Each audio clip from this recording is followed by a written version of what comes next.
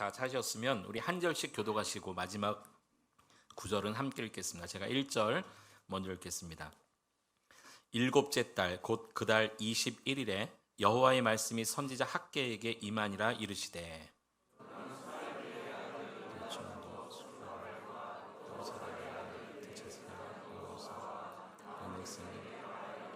너희 가운데 남아있는 자 중에서 이 성전의 이전 영광을 본 자가 누구냐?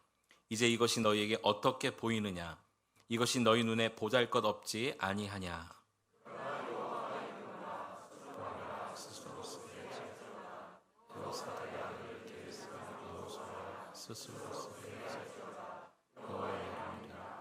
땅 모든 백성 스스로 세게 일어나시어다. 내가 너희와 함께하리라. 만군의 너희가 애굽에서 나올 때에 내가 너희와 언약한 말과 나의 영이 계속하여 너희 가운데 머물러 있나니 너희는 두려워하지 말지어다. 조금 있으면 내가 하늘의 땅 바다와 육지를 짓는 또한 모든 나라를 진동시킬 것이며 모든 나라의 보배가 이르리니 내가 이 성전의 영광이 충만하게 하리라. 만군의 여호와의 말이니라. 함께 읽겠습니다. 이 성전의 나중 영광이 이전 영광보다 크리라. 만군의 여호와의 말이니라. 내가 이곳에 평강을 주리라. 만군의 여호와의 말이니라. 아멘. 계속하여 너희 가운데 머물러 있나니 라는 제목을 가지고 함께 말씀 나누겠습니다.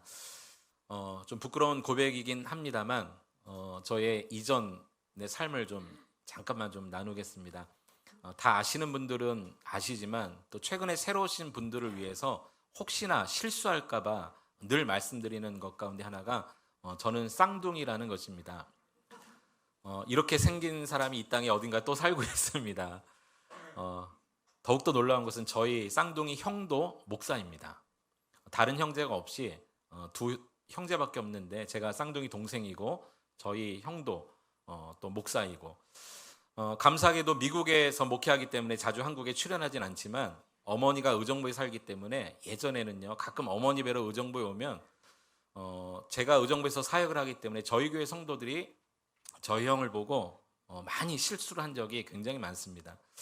대표적인 것이 한 번은 저희 형 가족이 어머니를 뵈러 의정부에 왔다가 그 밀락동에 저희 그 모교회가 밀락동에 있지 않습니까? 근데 어머니도 밀락동에 사시는데 어머니를 뵈러 왔다가 저희 형수와 함께 잠깐 뭘 사러 밖에 나오셨던 것 같아요.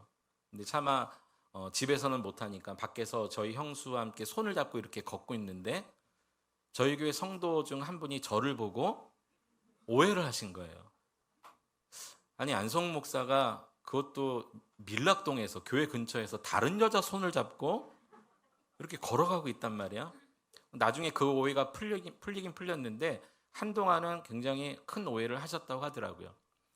또 다른 실수 한 번이 있었는데 저희 형이 7년간 중국에서 선교사로 사역할 때가 있었습니다. 중국의 심천이라는 곳에서 사역을 했는데 그 심천 바로 밑에가 그 홍콩이 있거든요. 근데 저희 형네 가족이 홍콩으로 잠깐 이렇게 그 가족 여행을 떠나고 있었는데 마침 교회 성도 중 한 분이 홍콩으로 출장을 가셨다가 그 홍콩 그 넓은 세계 땅덩어리 가운데 홍콩에서 저희 형 가족을 딱 만난 거예요.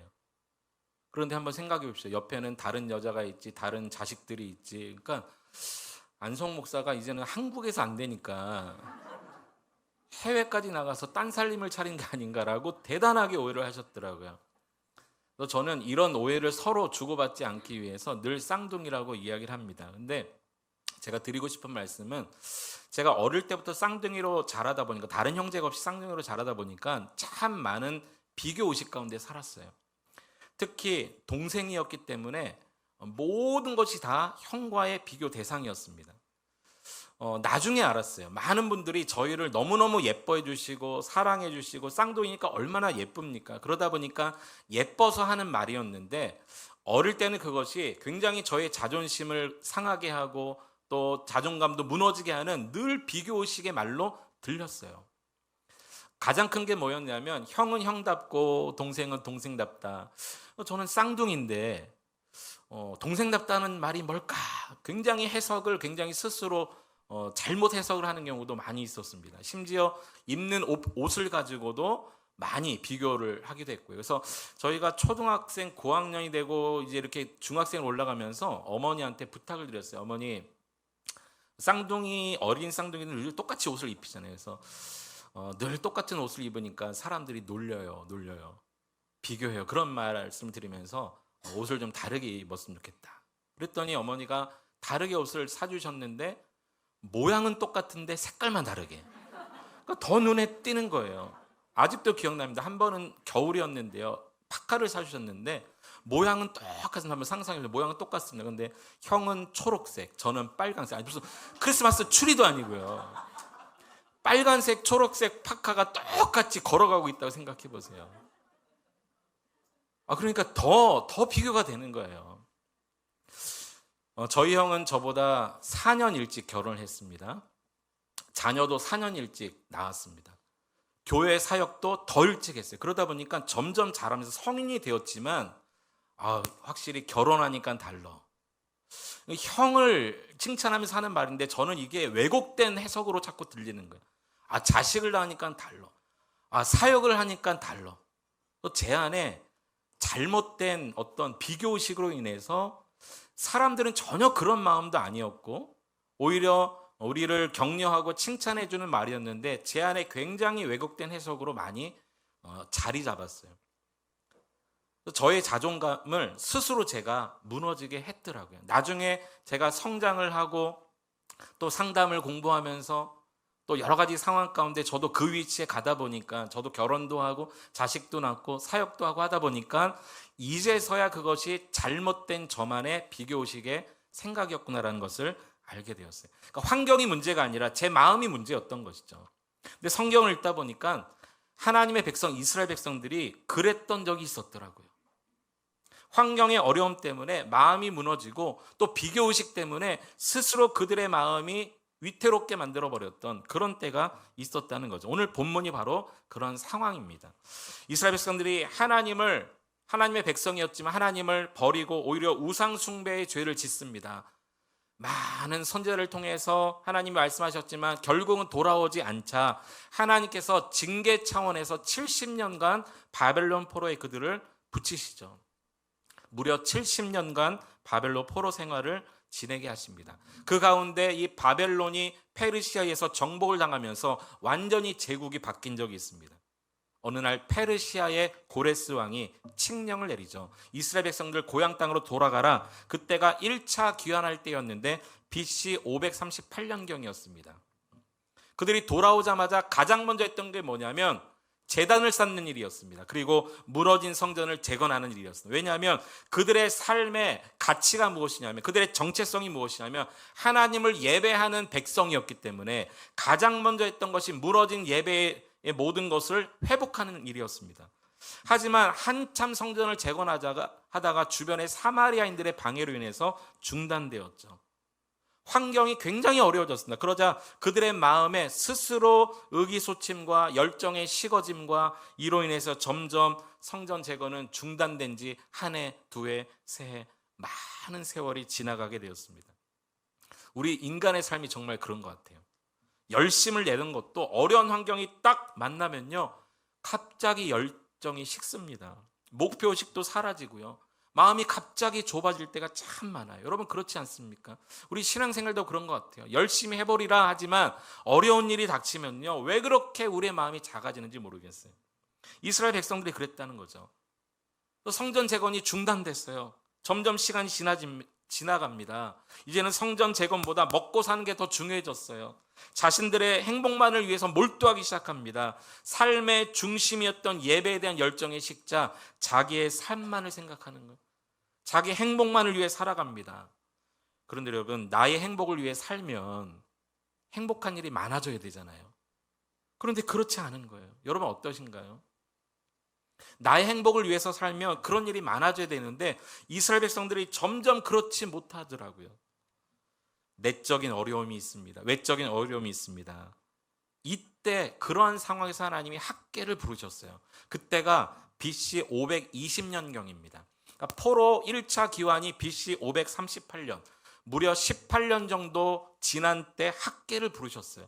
그만큼 성전 재건이 17년, 18년 중단됐다는 거예요. 시리에 빠지고 큰 어떤 마음의 상실감을 가지고 자신들만의 삶을 위해 살아갔던 세월이 17년, 18년 지났을 때 하나님이 학계를 부르셔서 다시 이스라엘 백성들을 종용하십니다. 다시 권면하고 다시 멈췄던 성전 재건의 일을 하도록 학계를 부르셨어요. 오늘 본문은 아닙니다만은 학계서 1장 13절 14절 한번 보시겠습니다. 하나님이 학계를 처음 부르셔서 이렇게 하셨는데요. 자, 13절 14절 두 절을 같이 한번 읽어보겠습니다. 시작. 그때 여호와의 사자 학계가 여호와의 위임을 받아 백성에게 말하여 이르되 여호와가 말하노니 내가 너희와 함께하노라 하니라. 여호와께서 스알델의 아들 유다 총독 스룹바벨의 마음과 여호사닥의 아들 대제사장 여호수아의 마음과 남은 모든 백성의 마음을 감동시키심에 그들이 와서 만군의 여호와 그들의 하나님 전 공사를 하였으니. 17년 18년간 멈춰졌던 이 일을 학계를 부르셔서 하나님이 학계에게 위임하셨어요. 가서 이렇게 말하라. 그 위임을 받은 학계가 누구에게 말했는지 정확히 이름이 다 기록되어 있습니다. 유다 총독 스룹바벨, 대제사장 여호수아, 그리고 모든 백성에게 가서 우리가 다시 성전을 재건합시다. 멈췄던 성전이 재건돼야 됩니다. 말을 했더니 하나님께서 스룹바벨의 마음과 여호수아의 마음과 남은 모든 백성들의 마음을 어떻게 하셨다고 말하였습니까? 감동시키셨다 그랬어요. 감동시키셨다. 사마리아인들의 방해로 말미암아 이 외적인 어려움 때문에 마음이 닫혀 있는 그들의 마음을 하나님께서 움직이셨다는 거죠. 마음에 감동을 주시자 그들이 다시 열정이 회복되어 성전 재건하는 일을 다시 시작합니다. 그런데 여기 날짜가 나옵니다. 자, 1장 15절에 보면 다리오 왕 제2년 여섯째 달 24일이라고 말하고 있습니다. 다리오 왕은 페르시아 왕인데요. 페르시아 왕 다리오가 왕이 오른 지 2년 6월 24일입니다. 여섯째 달 24일. 6월 24일 날짜를 기억하시고요. 또 다른 날짜가 나오는데 오늘 본문 2장 1절로 가면 또 다른 날짜가 나옵니다. 일곱째 달 그달 21일. 자, 아까는 6월 24일. 근데 지금 2장 1절에서는 7월 21일. 약 한 달 정도가 지난 시점에서 다시 하나님께서 학계에게 또다시 말씀하시는 거예요. 그러니까 여러분 상황은 이런 상황입니다. 성전 재건이 17년 18년 멈춰졌어요. 학계를 통해서 다시 스룹바벨아 여호수아야 모든 백성아 그의 마음을 감동해서 다시 18년 만에 멈췄던 성전 재건을 다시 시작합니다. 그날이 6월 24일. 그런데 한 달도 되지 않아서 7월 21일에 하나님이 또다시 말씀하시는 거예요. 무슨 말이냐면 17년 만에 재건한 이 성전 이 재건에 마음을 주셨는데 한 달이 지났는데 그 마음이 다시 사라져 버렸다는 거예요. 무슨 일이 있었을까요? 왜 하나님은 한 달 만에 또다시 말씀하셨을까요? 이 17년, 18년 정도 멈춘 성전 재건 다시 힘을 내어서 그 마음을 감동시키사 다시 일을 하게 하셨는데 왜 한 달 만에 이스라엘 백성들의 마음이 다시 무너졌나요? 그만큼 마음 먹은 대로 우리 인간의 일이 안 된다는 거죠. 우리 인간의 삶이 그렇습니다. 내가 마음 먹은 대로 잘 안 됩니다. 여러분 정말 그렇지 않습니까? 우리 인생이 만만치 않습니다. 올해 1년을 시작하면서 내가 올해는 성경 일독을 해보리라 마음 먹으셨지만 지금 마음대로 안 되시는 분이 제가 보니까 한 5분 앉아 계시네요. 그렇죠. 내가 올해는 일주일에 한 번 새벽 기도를 쌓아보리라. 내가 금요일 날 남성이 기도하는 날 여성이 기도하는 날 그날만큼이라도 내가 기도의 자리에 나가보리라. 마음 먹었지만 마음대로 돼요 안 돼요? 안 됩니다. 우리의 마음이 그렇게 호락호락하게 우리의 삶을 이끌어가지 않는다는 거예요. 그래서 하나님이 또다시 한 달 만에 또다시 말씀하세요. 똑같이 말씀하십니다. 자, 2장 2절 3절 두 절을 같이 한번 읽어보겠습니다. 시작. 너는 스알델의 아들 유다 총독 스룹바벨과 여호사닥의 아들 대제사장 여호수아와 남은 백성에게 말하여 이르라. 너희 가운데 남아있는 자 중에서 이 성전의 이전 영광을 본 자가 누구냐? 이제 이것이 너희에게 어떻게 보이느냐? 이것이 너희 눈에 보잘것없지 아니하냐? 똑같이 세 사람 이름이 나옵니다. 스룹바벨, 여호수아, 남은 백성에게 이렇게 말하라는 거예요.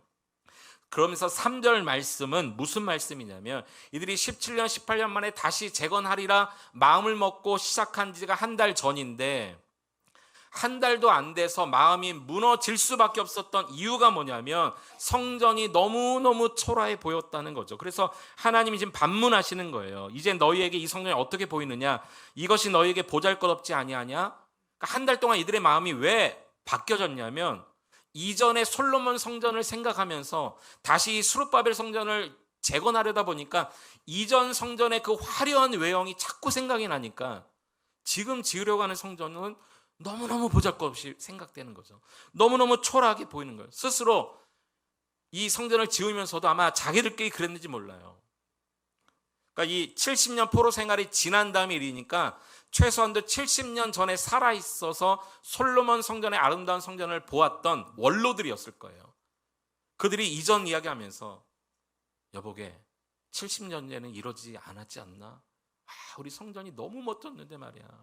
그렇게 화려한 성전을 지금은 너무 초라하게 우리가 짓는 건 아니야? 서로 비교하면서 그 외적인 환경을 바라보면서 그 이전 성전과 지금의 초라함을 비교해가면서 마음이 자꾸 작아지는 거예요. 그러니까 17년 18년 만에 다시 마음을 먹었던 것이 한 달도 안 돼서 다 무너져 버렸어요. 하나님이 너무너무 안타까워서 다시 학교를 보내신 건 아닙니까? 이것이 너희 눈에 보잘것없지 아니하냐? 그렇게 너희가 말하지 않았느냐? 그렇게 생각하고 있지 아니하냐라고 말하고 있는 거죠. 이 성전 재건 역사를 또 기록한 에스라서를 보면요. 에스라 선지자의 그 에스라의 선지를 보면 그때의 두 가지 반응을 이렇게 말합니다. 자, 에스라 3장 12절, 13절에 보면 제사장들과 레위사들과 나이 많은 족장들은 첫 성전을 보았으므로 이제 이 성전의 기초가 놓임을 보고 나중 성전의 기초를 막 쌓아가는 그때에 대성통곡을 하였다는 거예요. 여러 사람은 기쁨으로 크게 함성을 지르니 백성이 크게 외치는 소리가 멀리 들림으로 즐거이 부르는 소리와 통곡한 소리를 백성들이 분간하지 못하였더라. 다시 재건하면서 옛날의 성전을 자꾸 비교하다 보니까 원로들은 어떤 마음이냐면 대성통곡을 하는 거예요.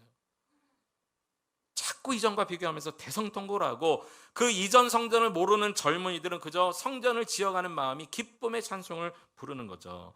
두 반응이 나왔어요. 통곡하는 소리, 찬송 부르는 소리.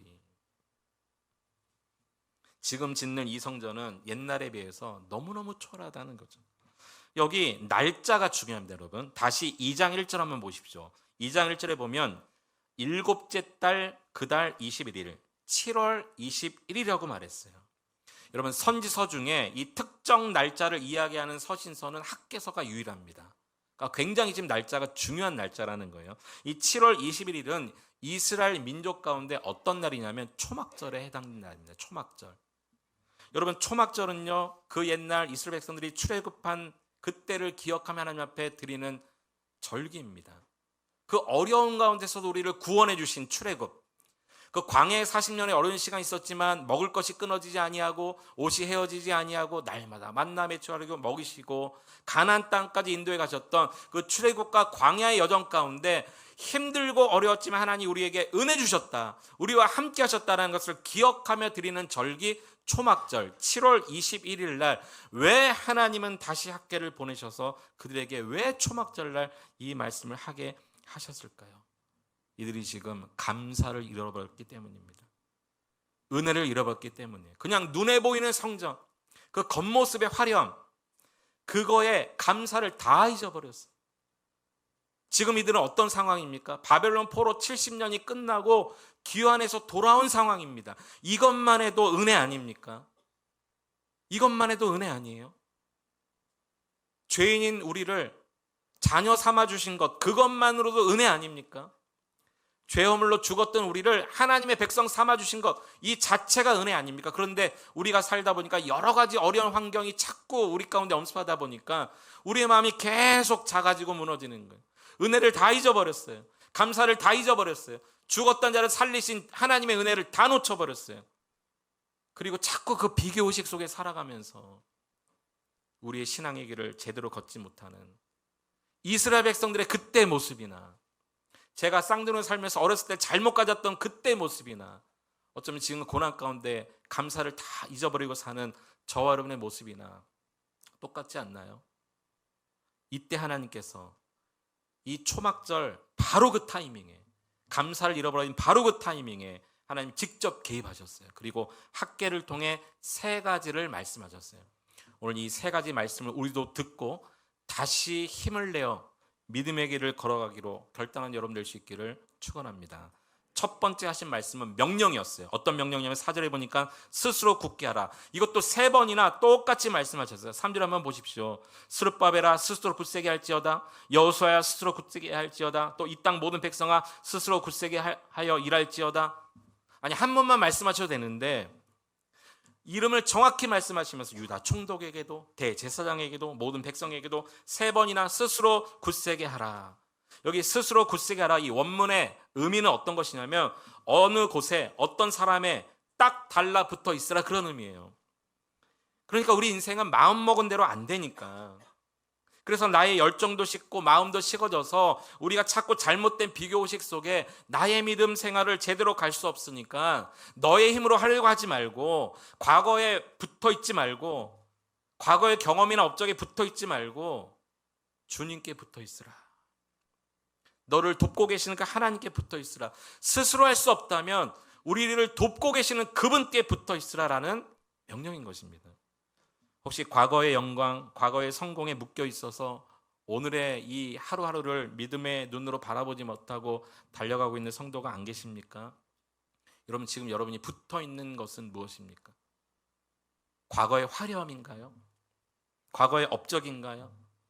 과거의 경험인가요? 아니면 어떤 누구의 사람입니까? 여러분, 그 과거에 붙어 있었던 것으로부터 여러분 떼어나와 우리 스스로 우리 인생을 살아갈 수 없게 우리를 돕고 계시는 하나님께 붙어 있기로 여러분 결단하시기 바랍니다.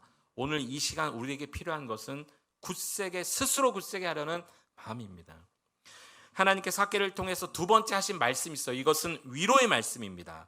5절에 보니까 나는 계속하여 너희 가운데 머물러 있느니라, 이렇게 말씀하셨어요.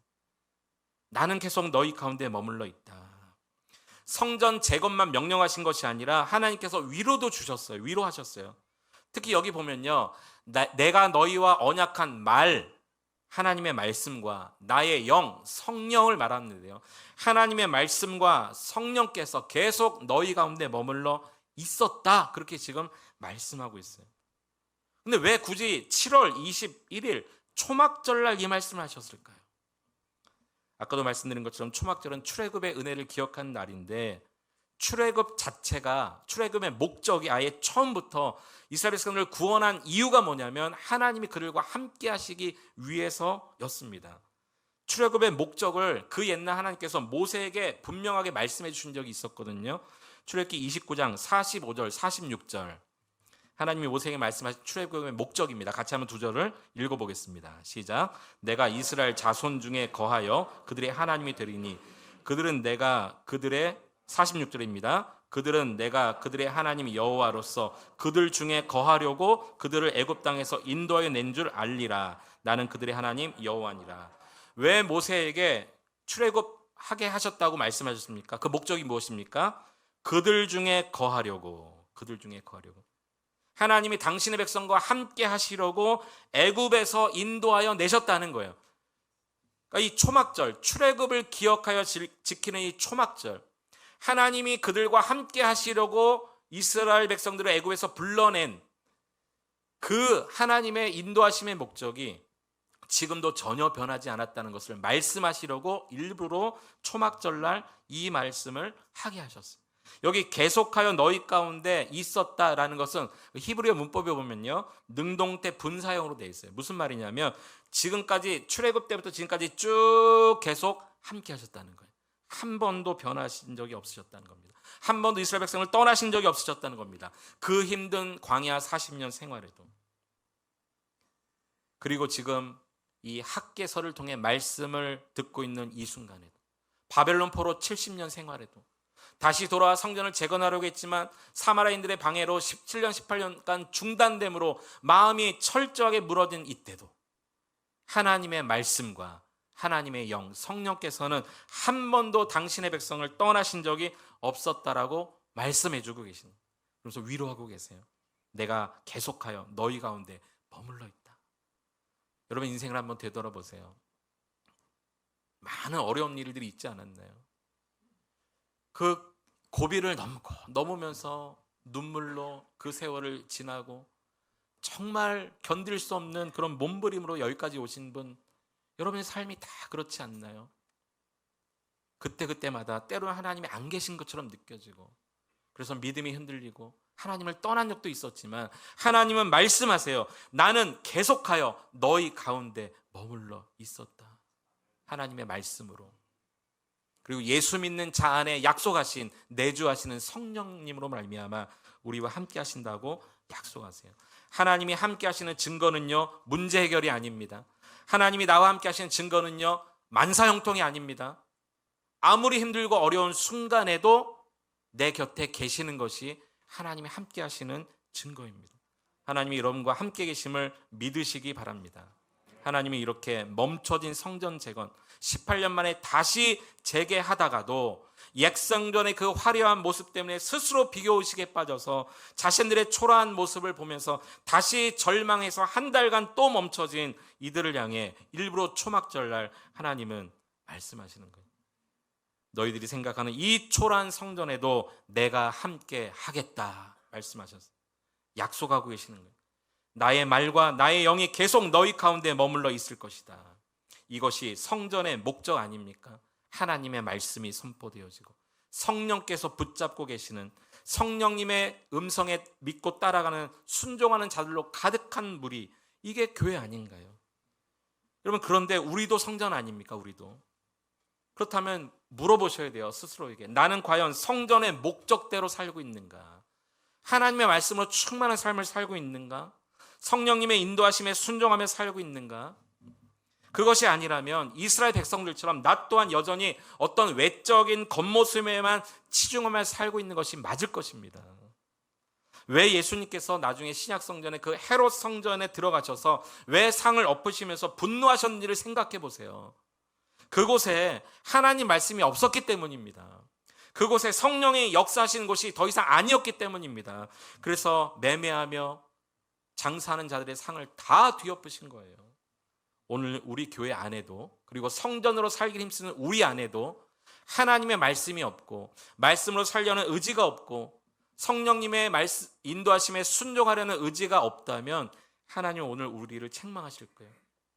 우리 교회 안에 말씀의 선포가 없고 성령님의 역사가 없는 교회라면 하나님 우리 교회를 책망하실 거예요. 오늘 성전으로 살기를 원하는 여러분, 성전의 목적대로 살고 있는지를 한번 스스로 점검해 보시고 이 학개서를 통해서 주시는 말씀으로 큰 위로를 받으시기를 축원합니다. 마지막 세 번째 학개를 통해 하신 말씀은 약속이었어요. 첫 번째는 명령, 두 번째는 위로, 세 번째는 약속을 하셨는데 특히 6절부터 9절 말씀을 보면 이렇게 말씀하시는, 우리 같이 한번 읽어볼까요? 네, 6절부터 9절까지 말씀 한번 교독하겠습니다. 만군의 여호와가 이같이 말하노라. 조금 있으면 내가 하늘과 땅과 바다와 육지를 진동시킬 것이요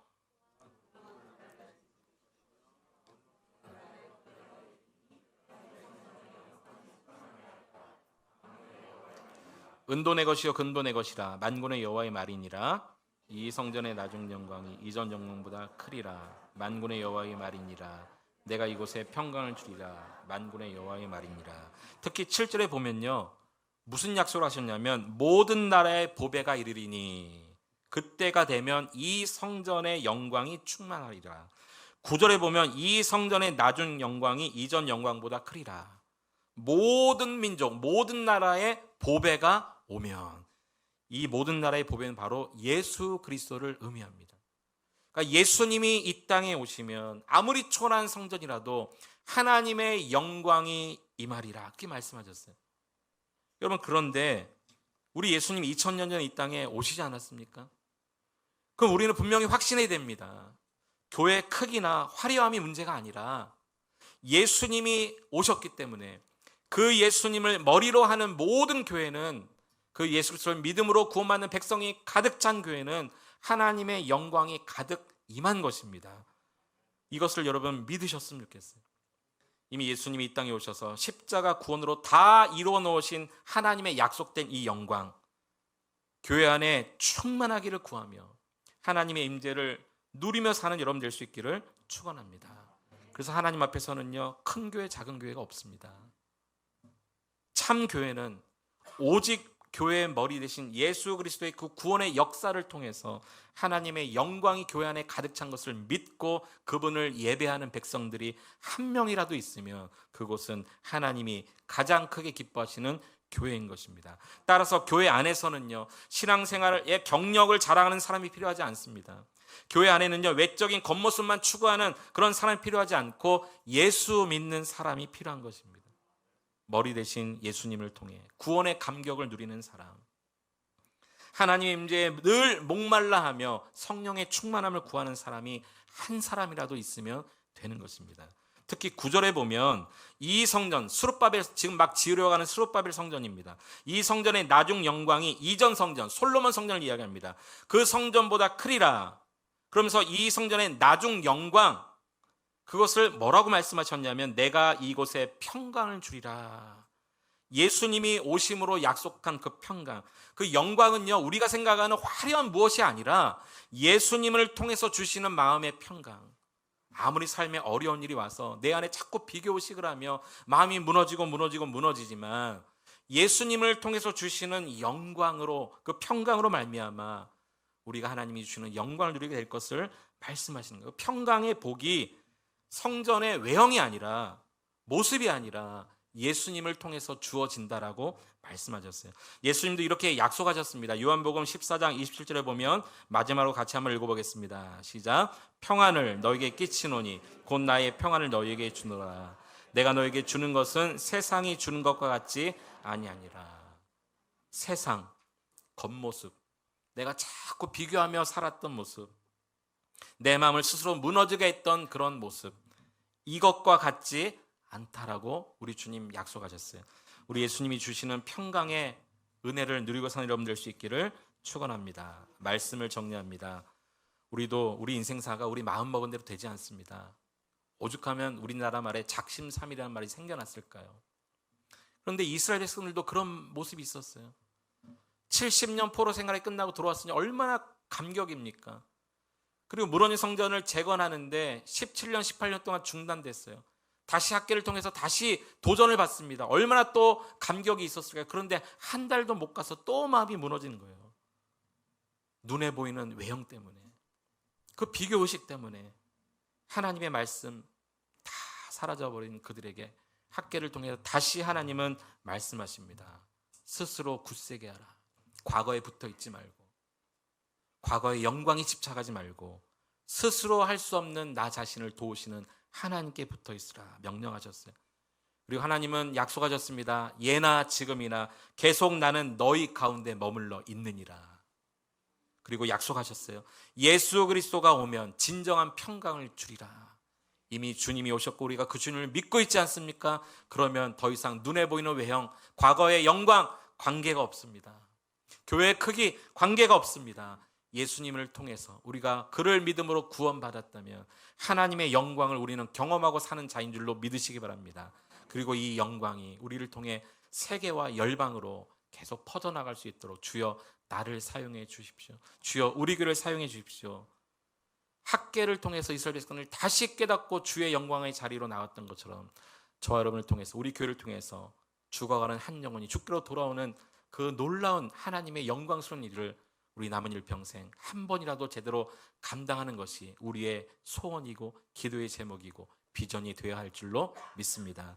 이 말씀 가지고 한 주간도 하나님의 인재와 영광 가운데 사는 여러분 될 수 있기를 축복합니다.